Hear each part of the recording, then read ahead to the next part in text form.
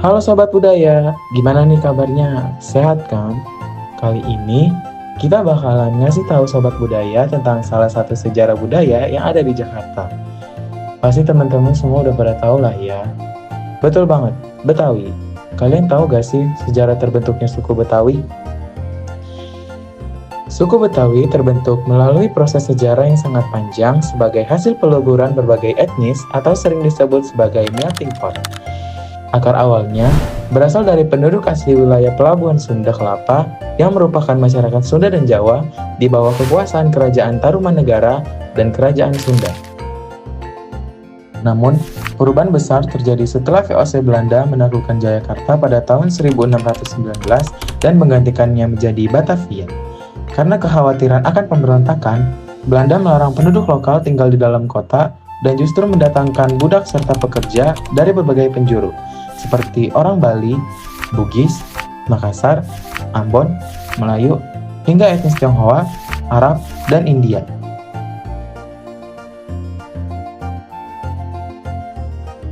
Selama berabad-abad di bawah masa kolonial, kelompok-kelompok etnis yang berbeda ini tinggal berdampingan, melakukan perkawinan campur, dan berkomunikasi menggunakan bahasa Melayu pasar sebagai lingua franca. Proses asimilasi biologis dan budaya yang intens ini perlahan melunturkan identitas kesukuan asal mereka dan menciptakan identitas baru yang unik, yaitu Betawi. Identitas Betawi atau diambil dari pelafalan lokal untuk Batavia secara resmi mulai diakui sebagai kesatuan suku mandiri pada awal abad ke-20 yang ditandai dengan berdirinya organisasi pemuda kaum Betawi pada tahun 1923 oleh tokoh-tokoh seperti Husni Tamrin. Kekayaan asal-usul ini membuat kebudayaan Betawi menjadi sangat heterogen dan adaptif. Terlihat dari musiknya yang terpengaruh unsur Tionghoa dan Eropa, kulinernya yang terpengaruh budaya Arab dan Belanda, hingga bahasanya yang sangat luas. Hingga demikian, suku Betawi bukan sekadar penduduk asli geografis, melainkan sebuah komunitas besar yang lahir dari persilangan berbagai peradaban Nusantara dan dunia yang menetap di jantung kota Jakarta.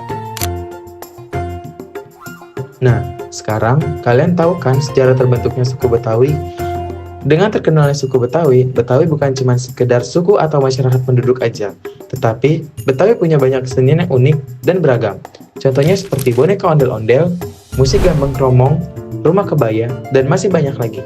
Kira-kira gimana ya sejarah kesenian budaya Betawi?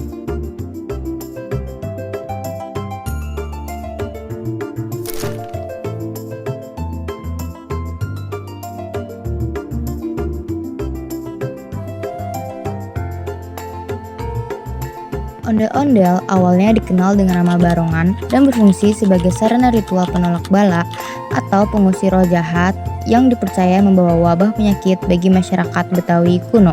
Karena fungsi mistis tersebut, boneka raksasa ini awalnya dibuat dengan wajah yang sangat menyeramkan, lengkap dengan mata melotot dan taring. Seiring berjalannya waktu, terutama sejak masa pemerintahan Gubernur Ali Sadikin, wajah ondel-ondel mulai diperhalus dan fungsinya bergeser menjadi ikon budaya serta hiburan rakyat. Kini, ondel-ondel selalu tampil berpasangan sebagai simbol keseimbangan.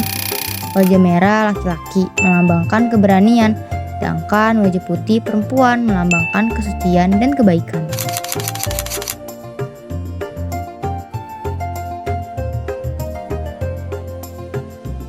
Gambang kromong adalah musik orkes khas Betawi yang lahir dari perpaduan harmonis antara budaya Tionghoa dan pribumi. Kelestariannya berasal dari inisiatif para pemimpin komunitas Tionghoa atau Kapitan Cina di wilayah Tangerang dan Jakarta pada abad ke-18 yang menggabungkan instrumen musik gesek Tiongkok seperti tehian, konghian, dan sukong dengan perangkat gamelan Jawa seperti gambang dan kromong. Keberlangsungan musik ini tetap terjaga karena sifatnya yang adaptif. Pada tahun 1930, gambang kromong mencapai puncak popularitasnya sebagai pengiring hiburan pesta rakyat dan pernikahan. Kelestariannya semakin kokoh di era modern berkat munculnya tokoh legendaris Benyamin Sueb. Ia memadukan musik tradisional ini dengan alat musik modern atau gambang kromong kombinasi, sehingga tetap relevan dan dicintai oleh generasi muda hingga saat ini.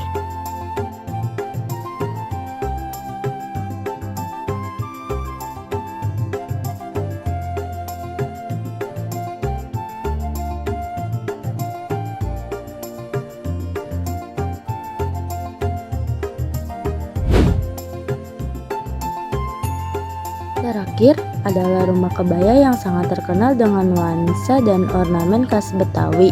Rumah kebaya merupakan rumah adat resmi masyarakat Betawi yang namanya diambil dari bentuk atapnya.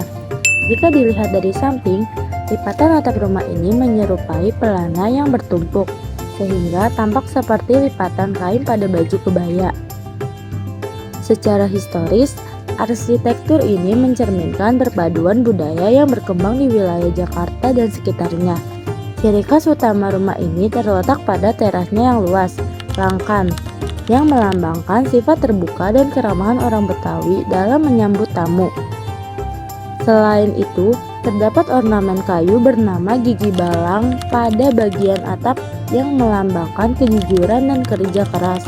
Pembagian ruangannya pun sangat jelas, memisahkan area publik di depan untuk tamu dan area pribadi di belakang untuk keluarga.